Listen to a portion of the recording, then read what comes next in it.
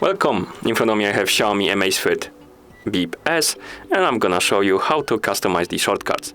What I mean by shortcuts, basically when you wake up the screen on your watch by pressing the side button and then swipe left or right on the screen, you will go through the shortcuts. Here you have music, steps, using PIA. This is, I'm not sure what it is. Oh, this is a heart rate measurement, weather, and that's all of them. And we can basically customize the shortcuts. To do it, open the Zap app on your phone. In the app, tap on Profile, select the Amazfit BIP S from the list of devices, scroll down, and here you have option called Shortcut Settings.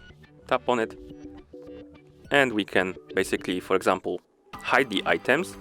So let's say I want to hide a PAI. To do it, press and hold on the sort button right here next to the PAI, drag it to the bottom of the list, or rather to the hidden items list, then tap save. And now when you scroll through the list of shortcuts, the PAI should be gone. And it is, as you can see.